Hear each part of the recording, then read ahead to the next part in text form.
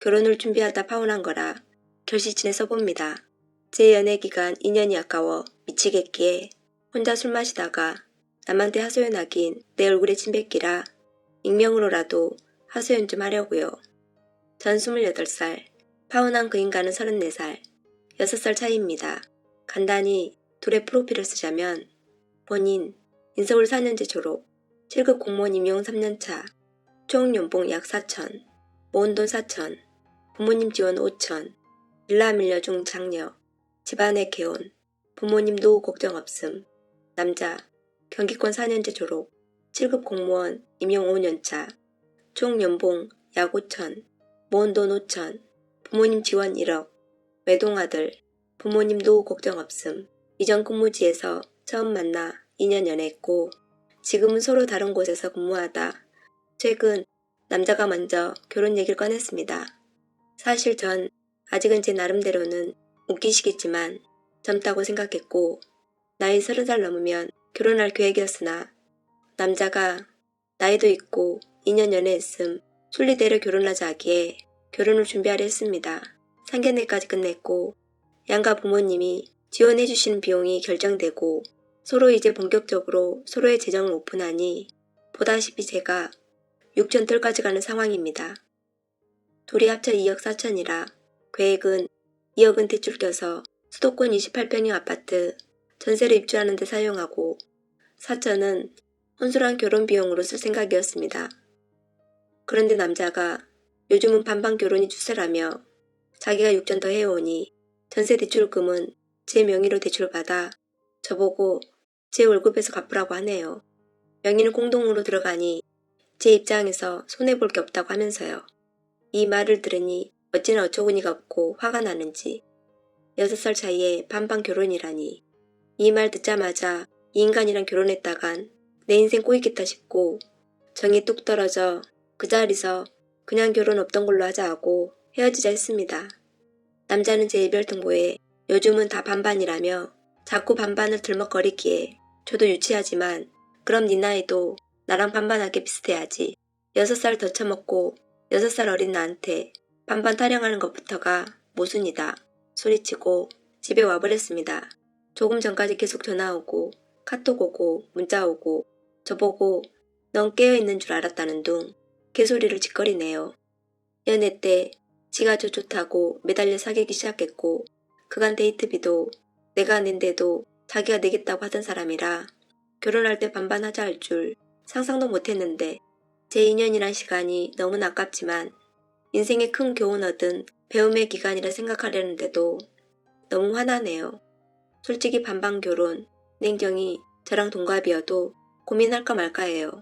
주변 보면 반반해봤자 유교 사상에 깔려있는 대한민국에서 결혼 생활도 반반하는 거 저 본 적 없습니다. 반반한다고 집안일 반반하는 집 없고 며느리 사회 노릇 반반하는 집 없고 자식 육아 반반하는 집 없고 냉정히 여자가 더 일하고 책임지는 게 많은데 우리가 반반한다고 어른들도 반반해라 인정해주는 거 아니잖아요. 막말로 집 지분을 자기 지분대로 퍼센트로 나누자면 차라리 그건 동의하고 받아들였을 겁니다. 걔가 돈 더 쓰는 게 맞으니 걔가 더 쓴 부분 인정해주는 게 맞으니까요. 추가합니다. 남자 집 외동이고 1년에 차례 제사 총 4번 있대요. 어머님이 1억 지원해주시면서 다른 건 바라지 않겠다. 너도 사회생활 하는 애니 다만 4번의 차례 제사만 며느리 노릇해줘라 말씀하셨고 저도 며느리로서의 본분을 다하겠다 말씀드리고 이렇게 해주시는 거 감사하다. 진심으로 인사드렸습니다. 사실 제가 몇 년 있다 결혼하고 싶었던 가장 큰 이유는 결혼 자금을 더 모아서 더 여유 있게 결혼을 하고 싶었고 대출받아 생이자 내는 것도 아깝고 2, 3년 더 여유 있게 벌어 모으면 3, 4천 충분히 더 모으니 대출 없이 결혼할 수 있겠다 싶었어요.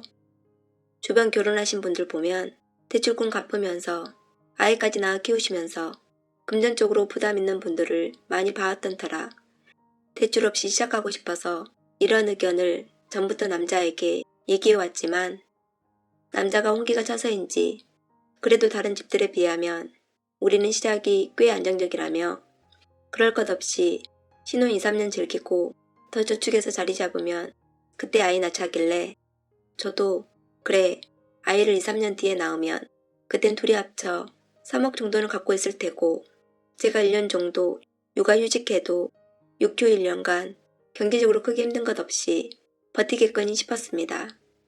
본 글은 솔기움과 욱하는 마음에 많이 삐딱하게 글을 썼는데 이러한 이유로 서로 충분히 대화했음에도 불구하고 철저히 반반을 외치는 남자의 모습에 오만정이 뚝 떨어진 겁니다. 남자는 집 비용만 공동으로 부담하고 각자 월급은 생활비 각출한 뒤 알아서 관리하자 했습니다.